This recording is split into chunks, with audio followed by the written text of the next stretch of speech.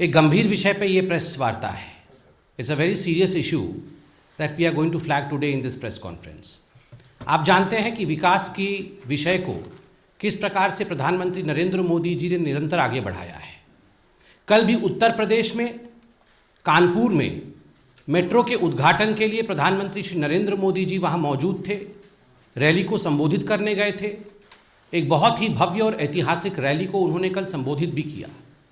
आज अखबारों में उन विषयों को लेकर कुछ गंभीर टिप्पणियां समाजवादी पार्टी पे हुई है।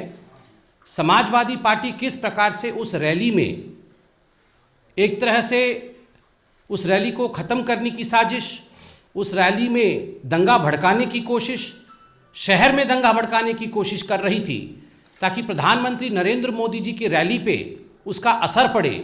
आज कई अखबारों ने बहुत गंभीरता के साथ इस विषय को छापा है। जो भी अखबारों से हमें मिला है मैं आपसे साझा कर रहा हूं, आप इस षड्यंत्र को समझ पाएंगे। आप सबने देखा होगा कि जब प्रधानमंत्री जी ने रैली को संबोधित किया उससे ठीक पहले सोशल मीडिया के माध्यम से एक वीडियो वायरल हुआ। उस वीडियो में आप देख सकते हैं भारतीय जनता पार्टी की एक गाड़ी थी, एक कार थी जिसमें भारतीय जनता पार्टी के पोस्टर लगे हुए थे, उसमें कुछ स्टिकर्स कमल के लगे हुए थे और माननीय प्रधानमंत्री जी का भी एक पोस्टर गाड़ी के पीछे लगा हुआ था। भाजपा की गाड़ी के रूप में उस गाड़ी को सजाया गया था और बीच चौराहे में गाड़ी को रोक करके लाल टोपी पहने सपा के कार्यकर्ता उस गाड़ी को तोड़ रहे थे। उस गाड़ी की खिड़कियों को तोड़ दिया और उसकी आगजनी करने की कोशिश की गई। ये सब हमने देखा है। आपको जान के आश्चर्य होगा कि इसके पीछे की सच्चाई कितना गंभीर है। ये घटना जहां हुई है वो नौबस्ता हमीरपुर रोड है। नौबस्ता हमीरपुर रोड कानपुर में और उसके बीच में स्थित बंबा चौराहा का ये वीडियो है जिसमें गाड़ी पकड़ा गया है, गाड़ी को जलाने की कोशिश की गई है, गाड़ी को तोड़ी गई है और जो लोग ये तोड़फोड़ कर रहे थे इस गाड़ी के साथ वो सपा छात्र सभा के राष्ट्रीय सचिव भी वहां मौजूद थे। सपा का, समाजवादी पार्टी की जो छात्र सभा है, स्टूडेंट्स विंग है, उस छात्र सभा के जो सचिव है, सेक्रेटरी हैं, जिनका नाम अखबारों ने सचिन केशरवानी के रूप में लिखा है, वो उस वीडियो में मौजूद थे। ये पुलिस ने पता लगाया है। तो सपा के कार्यकर्ताओं ने गाड़ी तोड़ा। बाद में जब सीसीटीवी फुटेज के माध्यम से और पुलिस लगा करके जांच की गई तो मालूम पड़ा कि दरअसल ये जो गाड़ी थी ये भारतीय जनता पार्टी के किसी कार्यकर्ता की गाड़ी नहीं थी। ये गाड़ी भी समाजवादी पार्टी के ही कार्यकर्ता की गाड़ी थी। ये गाड़ी समाजवादी पार्टी के छात्र सभा के दूसरे नेता जिनका नाम अंकुर पटेल है, ये उनकी गाड़ी थी और इस गाड़ी को कामोफ्लाज किया गया था।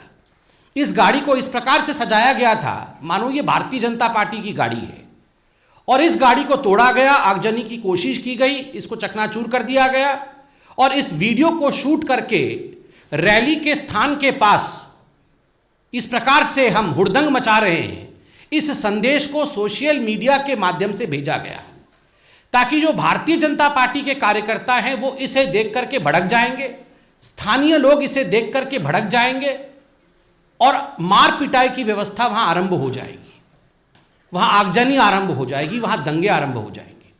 केवल और केवल इसी उद्देश्य के साथ इस प्रकार का एक षड्यंत्र रचा गया समाजवादी पार्टी के छात्र सभा द्वारा, उनके स्टूडेंट्स विंग द्वारा। आप सोच सकते हैं आज जो आदरणीय प्रधानमंत्री नरेंद्र मोदी जी ने एक सभा में कहा था, लाल टोपी मतलब खतरे की निशानी, लाल टोपी मतलब खतरा। आज ये बात बिल्कुल स्पष्ट होता नजर आ रहा है, सत्य होता नजर आ रहा है। गुंडाराज क्या होता है आप इनकी गुंडाई देखिए कि अपनी गाड़ी को भारतीय जनता पार्टी के रूप में सजाना और खुद उसे चकनाचूर कर देना और संदेश देना कि हम इस प्रकार से, अगर आप विकास के साथ खड़े होंगे तो हम इस प्रकार से आपको ध्वस्त कर देंगे। ये काम कौन करता है? ये काम माफिया करती है। ये काम गुंडा राज वाले करते हैं कि अपने माफिया राज के दबदबा को स्थापित करने के लिए, to establish the fear factor amongst the people, you propagate such kind of videos and you announce your presence, you advertise your presence. ये और कुछ नहीं है, ये एडवर्टाइजमेंट है अपने गुंडा राज का समाजवादी पार्टी द्वारा। और इसमें कोई दो मत नहीं है। जिस प्रकार की माफिया राज समाजवादी पार्टी के समय में उत्तर प्रदेश ने और भारत ने देखा है, जिस प्रकार के माफिया के डॉन्स के साथ समाजवादी पार्टी के लोग रहे हैं, स्वाभाविक है यही उनका असली चरित्र है। अखबारों में यह भी छपा है कि ये जो क्षेत्र है नौबस्ता हमीरपुर रोड, वो एक मुस्लिम बाहुल्य क्षेत्र है। वहां इस प्रकार से गुंडई करके आप दंगा भड़काने की कोशिश करते हैं। स्वाभाविक रूप से आप चाहते थे वहां हिंदू मुस्लिम दंगे हो, जिससे भारतीय जनता पार्टी की ओर आप उंगली उठाएं। किंतु भारतीय जनता पार्टी के हमारे कार्यकर्ताओं के संयम को देखिए। हमारा एक ही ध्येय है, सबका साथ, सबका विश्वास, सबका विकास, सबका प्रयास। हमारे कार्यकर्ताओं ने एक ही ध्येय के साथ हम आगे बढ़े। हम इस उकसाने में नहीं आए, किंतु आज समाजवादी पार्टी पूरी तरह से एक्सपोज हुई है। बहुत बहुत धन्यवाद। कोई प्रश्न हो तो अवश्य पूछें। मालेगांव मामले में क्या रिएक्शन है बीजेपी का? जी, जो मालेगांव मामले में छवि सामने आई है, उस पर क्या रिएक्शन है? देखिए, मुझे संजय जी ने अभी लिख के भी दिया है, महत्वपूर्ण विषय है। जहाँ तक उत्तर प्रदेश का सवाल है, पीएम केवल और केवल विकास की राजनीति को, विकास के विषय को आगे बढ़ाते हैं। गरीबों को किस प्रकार अनाज मिले, इस पूरे विषय पे वो अपने विकास की राजनीति को आगे लेके जा रहे थे। वहीं उत्तर प्रदेश में गरीबों के साथ इस प्रकार का खिलवाड़ करना, उनके पैसे को राजनीति में लगाना, यही समाजवादी पार्टी कर रही है। मालेगांव के विषय में जो आपने कहा है, बहुत ही गंभीर विषय है। कल न्यूज़ के माध्यम से उस षड्यंत्र का खुलासा हुआ है। आप सोच सकते हैं हिंदुओं के प्रति कांग्रेस पार्टी के मन में, कांग्रेस पार्टी के मस्तिष्क में किस प्रकार की घृणा रही होगी, और यह षड्यंत्र कितना बड़ा रहा होगा कि इतने वर्षों बाद भी परत दर परत षड्यंत्र के पत्ते खुल रहे हैं। That the conspiracy is still unfolding speaks about the humongous nature of the conspiracy itself. Conspiracy against the Hindus, हिंदुओं के खिलाफ षड्यंत्र।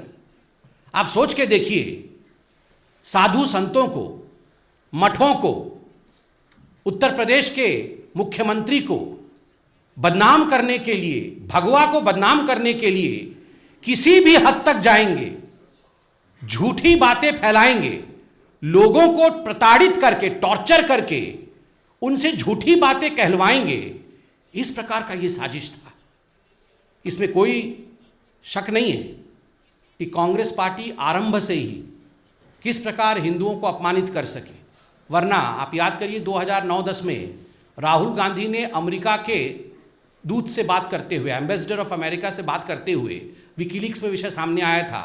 राहुल गांधी ने कहा था कि जो हिंदू आतंकवाद है वो ज़्यादा भयावह है, उससे डरने की आवश्यकता है संसार को। आप याद करिए, ये जो सैफरन टेररिज्म, भगवा आतंक, यह शब्द भी राहुल गांधी और उनकी टीम ने गढ़ा है। 26/11 आरएसएस की साजिश, यह भी भारतीय जनता पार्टी की तरफ इंगित करते हुए और भगवा की तरफ इंगित करते हुए, हिंदुओं को बदनाम करने की कोशिश करते हुए राहुल गांधी और उनकी टीम ने किया है। स्वाभाविक रूप से ये आजकल जो हिंदू और हिंदुत्व पे रोज राहुल गांधी बोलते हैं, ये जो एक वेज ड्राइव करने की कोशिश कर रहे हैं, एक अलगाववाद की राजनीति लाने की हिंदुओं के बीच प्रयास कर रहे हैं राहुल गांधी, ये अनायास ही नहीं है। हिंदुओं के ऊपर कुठाराघात करना, यही ध्येय कांग्रेस पार्टी का है। पंजाब के मुख्यमंत्री चन्नी ने आरोप लगाया कि जिस तरह से कोरोना की गाइडलाइन फिर से लागू करवा रही है सरकार, तो बीजेपी चाहती नहीं है कि चुनाव हो। अभी पंजाब के हमारे कुछ बहुत महत्वपूर्ण विषयों पर आदरणीय मंत्री जी भी आपके समक्ष होंगे, आप अवश्य उनसे पूछेंगे। दीपक, न्यूज़ इंडिया।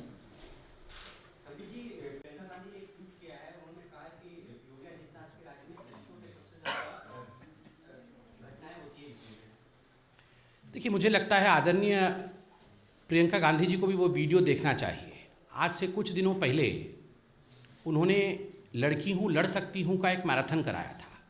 उस मैराथन में भी हमारी जो बच्चियां हैं उत्तर प्रदेश की, वह भी मोदी मोदी मोदी मोदी के नारे लगा रहे थे।